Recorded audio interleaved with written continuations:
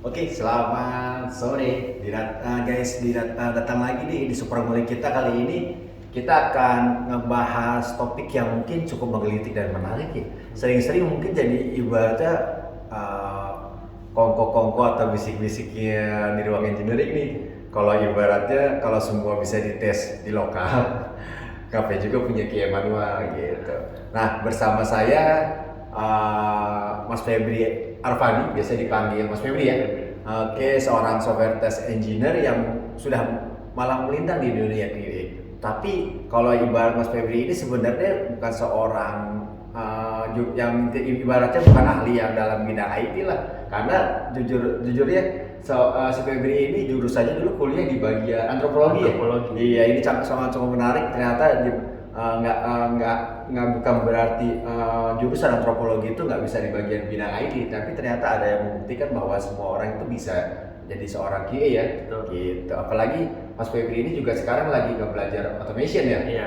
Jadi nggak ada halangan ya untuk mempelajari coding lah ya seperti itu. Oke, Mas Febri, sejujurnya pernah nggak sih ibaratnya ada dapat sindiran nih atau celetukan seperti gini, kan udah dites nih oleh developer di lokal, ngapain juga QA ngetes lagi gitu kan. Terus gimana nih biasanya respon atau dari hatinya Mas Febri nih tentang hal tersebut gitu?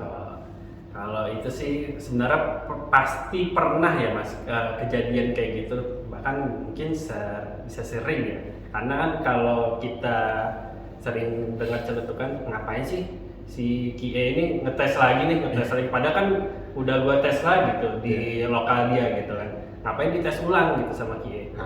Nah itu tuh sering tuh ada celetukan gitu, terus biasanya sih saya senyumin dulu nih, ini kok kayak gitu ya gitu, dalam hati kayak gitu, tapi saya bilang nih hebat sih kalau misalkan dia cuma tes di lokal, itu lokalnya emang udah sesuai tuh environmentnya kayak di staging ataupun bahkan ke production, pasti kan beda ya untuk lokal dia sama di staging atau di production.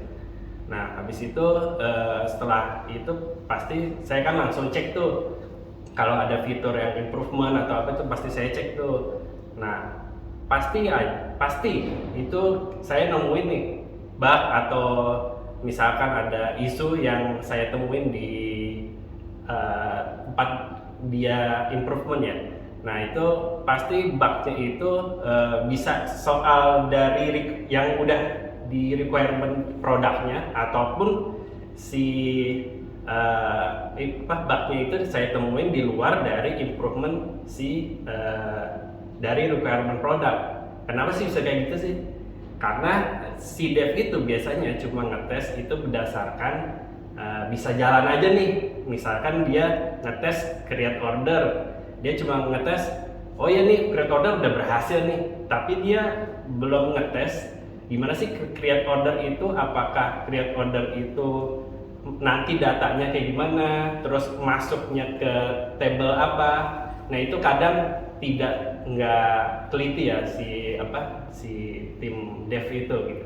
Jadi bisa aja dia create order itu tapi datanya itu nggak masuk semuanya tuh di listnya gitu misalkan. Itu biasanya impactnya kayak gitu, atau kadang dia improvementnya di create order nih, nggak taunya pas kita cek yang bersinggungan sama create order, misalkan di edit order atau di receive ordernya kita cek. Nah itu biasanya kita temuin nih ada bug-bug karena dia itu biasanya ngetes kan hanya berdasarkan fitur yang dibuat aja nih, padahal ternyata impactnya tuh banyak nih di fitur-fitur lain. Nah itu yang kita tuh perlu loh tetap QA sebagai pengecek keseluruhan fitur. Nah itu bisa dicek ketika kita testing sprint ya, ataupun kita bisa langsung tes di regression test. Nah itu biasa kita langsung cek full gitu sih.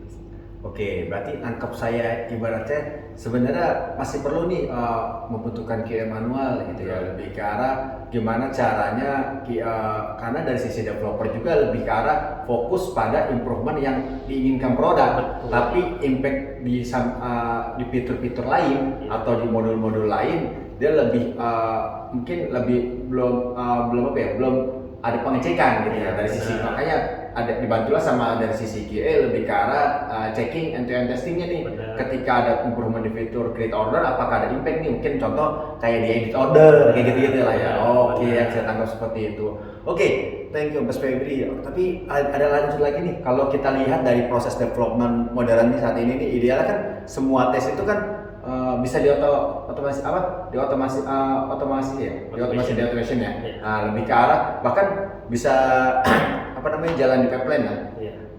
Nah, dalam konteks ini nih, apa sih apakah peran QA ini masih relevan juga untuk saat ini? Kalau ini sih benar banget sih Mas, sekarang banyak kita tuh bisa pakai automation untuk menjalani itu semua, terus atau CI/CD, atau kita bisa cek test coverage tinggi atau hal-hal lain lah gitu. Tapi testing itu sebenarnya kalau menurut saya itu bukan sekedar itu aja, nggak cuma ngejalanin test case secara otomatis, tapi QA ini itu bisa sebagai operation system, terus bisa sebagai penjaga kualitas, ataupun dia juga bisa melihat sisi-sisi fungsional atau usability ataupun potensi risiko yang nanti bakal terimpact gitu. Jadi kita melihat keseluruhannya. Jadi kalau otomasi itu kan biasanya kalau menurut saya otomasi itu lebih bagus ketika dilakukan secara untuk regression ya, karena otomasi itu nanti kita bisa melihat fitur-fitur yang berulang. Tapi ketika kita bicara produk itu banyak improvement nih, kalau produknya banyak improvement, otomatis kita butuh ngecek langsung dulu nih secara UI-nya gimana sih, secara apakah itu enak dilihat atau enggak. Itu kan kita tidak bisa melihat di automation ya gitu. Nah, terus misalkan kita ngecek efektif nggak nih si automation ini. Kalau misalkan automationnya itu kurang efektif, kan kita harus ganti lagi nih, harus buat ulang gitu. Nah, tapi kalau si manual ini kita bisa ngecek dulu nih secara keseluruhan. Nah, kalau misalkan udah sesuai menurut manual, nah kita bisa langsung buatin nih test script-nya untuk ke automation supaya kita bisa ngejalanin nantinya secara berulang gitu. Oke, saya tangkap nih. Saya nangkap dari berarti kesimpulannya adalah lebih ke arah sebenarnya masih sangat perlu banget lah ya untuk dari sisi automation, tapi lebih ke arah ketika kita pengen masih banyak fitur-fitur yang diimprove dan itu banyak sekali di setiap sprint itu akan berulang untuk lakukan improvement, lebih baik aplikasi ini harus stable dulu. Betul. Ya baru dilakukan automation gitu. Jadi intinya masih perlu manual. Setelah aplikasi ini stable dan tidak ada perubahan, lebih ke arah baru dimigrasi lebih ke arah untuk pengetesan end to end untuk pengecekan fitur-fitur existing ya. Oke, saya tangkap sih dari Mas Febri. Thank you Mas Febri. Oke, kita lanjut nih Mas ke dari hal-hal perspektif kualitas nih. Menurut Mas Febri, apa sih beda cara pandang dari sudut pandang Mas Febri antara dev yang ngetes di lokal dengan QA yang ngetes dari sisi end user atau dari sisi quality gate-nya nih? Dari Mas Febri gimana nih? Oke, kalau itu sih sebenarnya hampir sama nih sama yang pertama tadi, karena kalau developer itu kayak ngecek itu yang penting fitur ini bisa jalan dulu nih gitu. Tapi kalau QA akan mikir fitur ini gimana sih cara gagalin nih fitur ini biar nggak sesuai sama yang dibuat gitu. Terus hal-hal yang nggak terduga yang kira-kira bisa dilakuin biar fitur ini misalnya bisa bermasalah. Itu kita perlu untuk ngecek-ngecek kayak gitu. Atau misalkan kira-kira nih fitur ini tuh dimengerti nggak sih sama si user nantinya, si yang memakai fitur ini gitu. Nah itu perlu kita cek juga ya, maksudnya kita lihat dulu nih untuk requirement produk kayak gimana, nanti kita juga sebagai reviewer lah. Ini sebenarnya si QA ini kalau menurut saya itu kayak reviewer film aja nih gitu, karena kita itu nggak cuma ngelihat apakah fitur ini bisa jalan sampai keseluruhan atau kayak gimana. Tapi kita lihat juga nih ceritanya kayak gimana nih kalau di film ya. Kita bisa ngerasain nih apakah filmnya alurnya itu logis nggak sih? Atau misalkan penonton bakal kecewa nggak sih sama filmnya? Nah, si Kiki ini kalau di aplikasi kita punya mindset end user, jadi kita bukan cuma ngecek fungsionalnya, tapi kita juga ngecek nih kira-kira si user ini bakal ngerti nggak sih pakai produk ini. Masa iya si user ini nanti setelah jadi dia nggak ngerti ya nanti produk kita gagal lah gitu. Jadi kita perlu ngecek itu sih.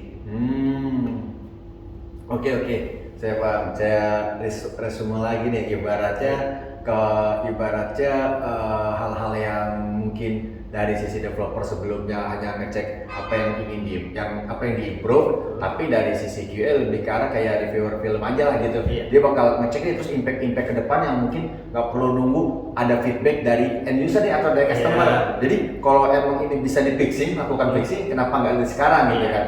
Tanpa harus kita mendapat feedback dulu dari di lapangan gitu kan. Oke. Saya tahu sih dari Mas Febri. Nah, kita lanjut nih terkait mungkin pernah kejadian udah naik production tiba-tiba ada isu nih, ada bugs gitu kan. Nah, pernah nggak sih Mas ngerasa itu ada bugs mungkin yang cukup besar ya, atau cukup berpotensi mungkin bisa ibaratnya apa ya, terkait dengan uang lah itu hal itu seperti itu.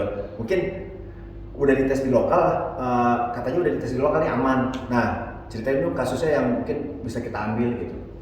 Yang berhubungan dengan uang atau apapun, order atau apalah. Kalau itu udah pasti pernah ada ya, maksudnya case-case yang naik ke production tapi ternyata pas dicek di production ada temuan nih dari misalkan dari usernya ataupun dari tim produk gitu. Nah, case-case itu misalkan kasih contoh nih, misalkan kayak setoran atau pas di receive order. Nah, itu ternyata pas dicek terkadang dari servisnya ataupun dari kondisi di production itu kan biasanya servisnya ketika mungkin ada banyak ya receive order yang masuk, nah servisnya itu mati di sementara atau misalkan nge-restart. Nah, itu menyebabkan ada perbedaan nih antara yang dia order atau pas di receive order. Nah, itu kan menjadi ada perbedaan tuh. Tapi kan ketika kita tes di staging itu kan kita nggak mungkin nemu kayak gitu tuh, karena memang kondisi di production yang banyak dan membuat si service itu merestart. Nah, itu kita nggak bisa ngecek tuh kondisi seperti itu di staging, maksudnya kadang kita nggak ketemuan gitu case-case kayak gitu. Terus misalkan kalau misalkan ada juga nih user itu misalkan mau lupa PIN gitu, terus kan dia kan harus mengisi OTP ya. Nah, OTP itu biasanya kalau dari kita sendiri itu kan berhubungan dengan third party. Nah, nanti user itu misalkan request OTP tapi dia misalkan nggak dapat, tapi sedangkan di staging itu selalu dapat. Nah, itu kan sebenarnya itu berkaitan dengan third party tapi menyebabkan bug di production gitu. Kalau masalah kayak order atau apa mungkin sebenarnya ada sih temuan-temuan gitu yang memang kejadian juga sih kalau di kita ya sebenarnya. Oke, berarti intinya lebih ke arah apa ya? Apa nih dari sisi Mas Febri insight-nya nih, pandangannya ketika memang itu bukan kita juga nggak bisa make sure nih atau kita nggak bisa pastiin kegagalan ini dari si servis mati atau ternyata dari hal third party yang mengalami gangguan. Nah, itu gimana tuh cara nanganin case kalau emang terjadi di production? Kan mungkin ada dari sisi tim operation menghubungi tim QA atau tim produk kontak. Nah, gimana tuh cara Mas ngambil alih ini? Ambil sikapnya. Biasanya sih kalau dari tim QA sendiri ya itu bakal nyoba di staging nge-reproduce apa sih yang dilakuin dari si tim operation ini gimana sih dia bakal bisa nyebabin bug ini. Nah, ketika kita nge-track misalkan memang kita nge-track itu ketemu di staging. Nah, kita bakal langsung laporin ke tim dev. Nah, itu kita bakal kasih tahu reproduksinya seperti apa sih. Nah, ketika dia tahu nih reproduksinya seperti apa, nah dia bakal lebih gampang gitu ya untuk me-fixing si bug production ini gitu. Dan nantinya ketika udah di fixing sama si dev, kita bakal tes ulang nih di staging kayak gimana. Dan kalaupun nanti kita udah aman ya setelah di tes di staging, itu bakal langsung dinaikin ke production atas persetujuan QA gitu sih. Iya memang terkadang juga mungkin ini ya, saya tangkap juga dari Mas Febri, lebih ke arah testing di lokal atau staging itu kan kadang sama produksi juga, karena kan lingkungan environment antara production ataupun staging ataupun lokal kan lebih relatif ideal ya. Iya. Lebih kalau di staging atau di mana di lokal itu kan mungkin kalau saya tangkap dari Mas Febri lebih ke arah tidak ada delay tuh di jaringan. Betul. Ataupun tidak ada spek traffic atau nggak terlalu banyak orang yang akses gitu. Iya, Karena kan benar. hanya di lingkungan environment itu ya, hanya di environment staging atau di lokal. Mungkin kalau di production agak berbeda tuh vibes-nya lah, di arah itulah ya, Iya. saya tangkap. Nah, mungkin yang saya tangkap juga tadi lebih ke arah kita ada butuh pendekatan lebih ke arah itu ya Mas ya tadi, berarti yang saya tangkap itu lebih ke arah testing yang lebih realistis tuh, jadi lebih ke cara keseluruhan ya. Betul. Karena kan kita juga dari sisi kita mungkin dari sisi production, integration testing di productionnya seperti apa ya. Iya. Oke, saya tangkap sih tinggi Mas. Oke, kita lanjut nih Mas ke lebih ke arah kolaborasi yang sehat lah, Oh, gitu. iya. Nih, menurut Mas Febri nih, idealnya kapan sih QA misalkan seharusnya mulai dilibatkan dalam proses pengembangan, dan gimana nih caranya QA bisa kerja bareng dev tanpa kayak jadi polisi atau satpam gitu. Nah, kalau idealnya sih QA itu harus dilibatkan dari awal ya Mas. Misalkan dari awal itu ketika mau ada improvement di fitur gitu. Misalnya di fitur-fitur tertentu kan ingin ada improvement. Nah, itu pasti QA itu harus dilibatkan dari awal. Misalkan dari planning, supaya nanti kita bisa bantu juga nih insight-insightnya ke tim produk. Gimana sih misalkan ketika ada improvement fitur ini, itu impactnya kemana aja sih? Nah, kita bakal kasih tahu nih ke tim produk supaya ketika nanti ada improvement itu, kita juga bisa bantu ngedefine case-case khusus yang nantinya juga bisa memudahkan si devnya dalam mengimprove ya.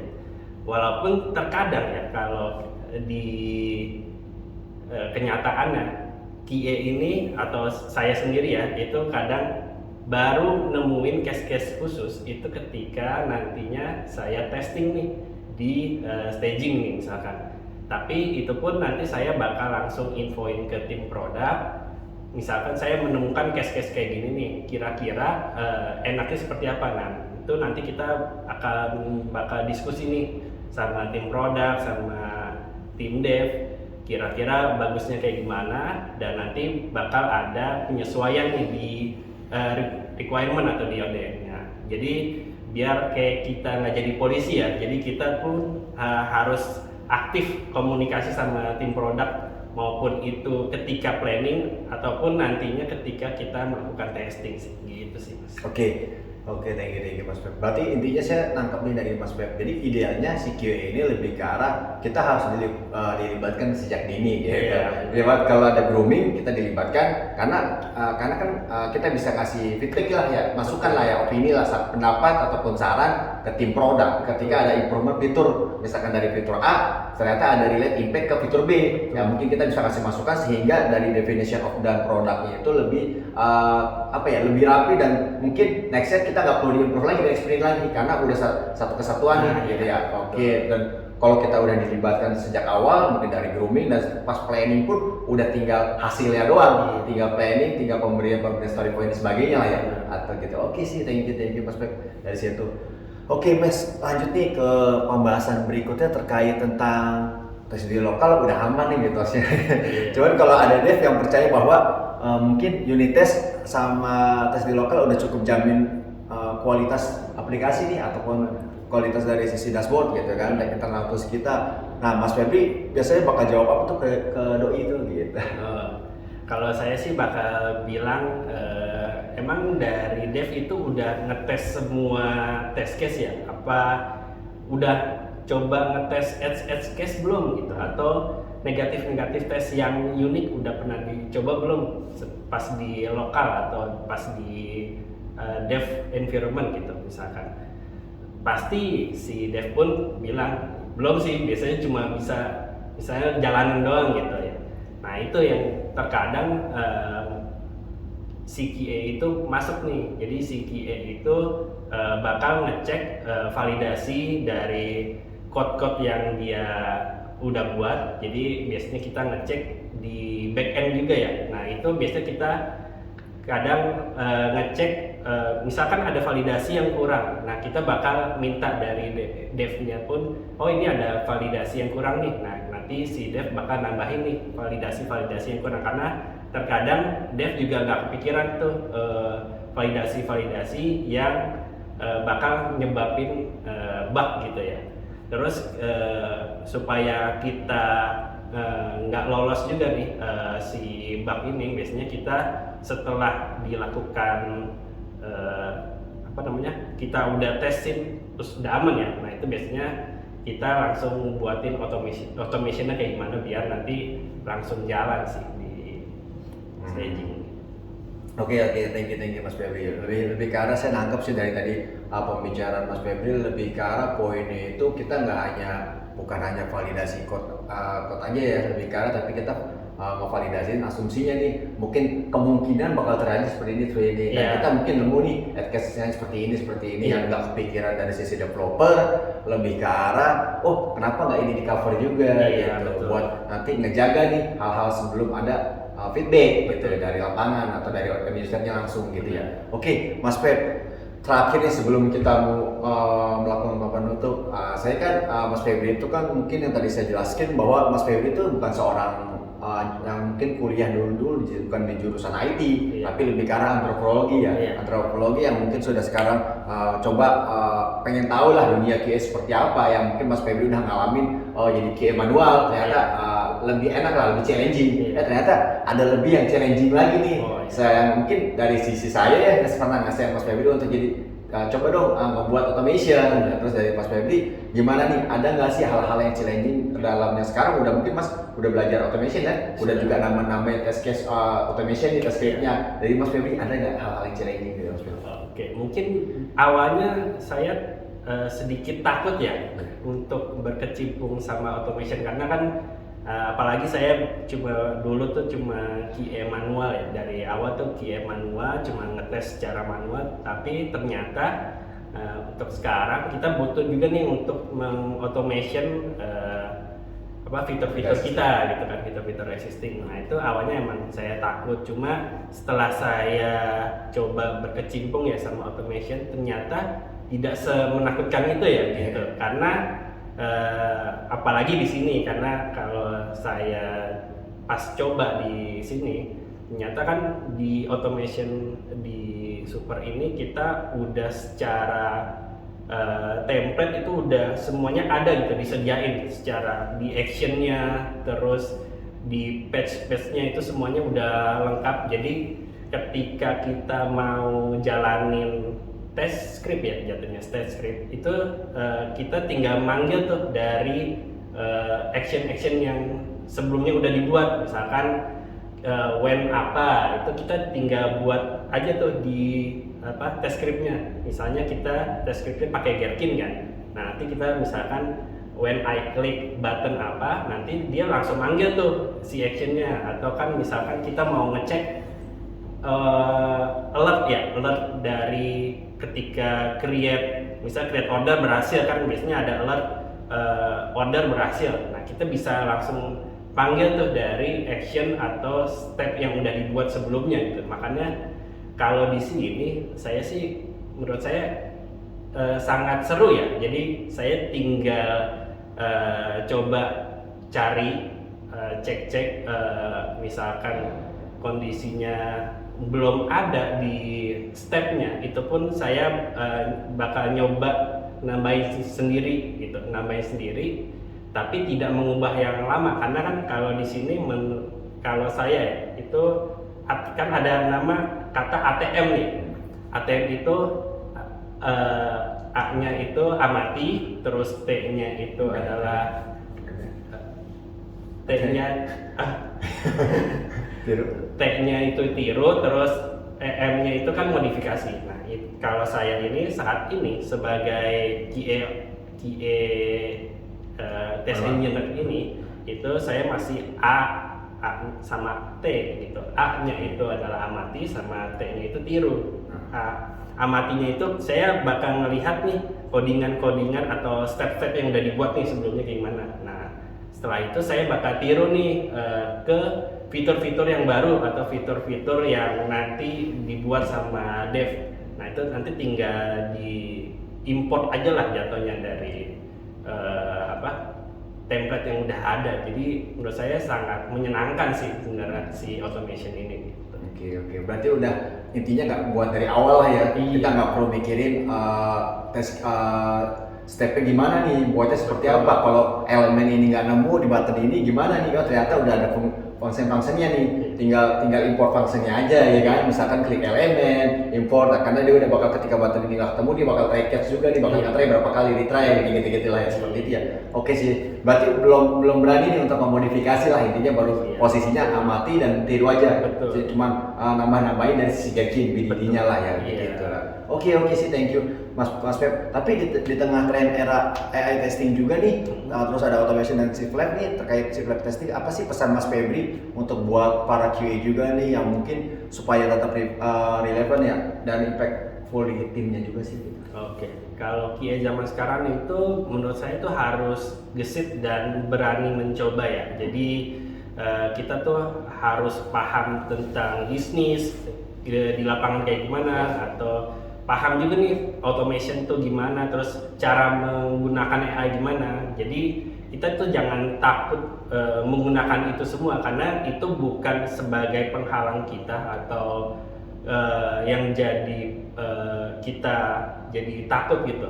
Tapi kita juga harus mempergunakan itu semua untuk bisa membuat diri kita berkembang menurut saya gitu. Karena kualitas itu sebenarnya menurut saya bukan cuma tanggung jawab QA, tapi QA itu sebagai katalisnya menurut saya.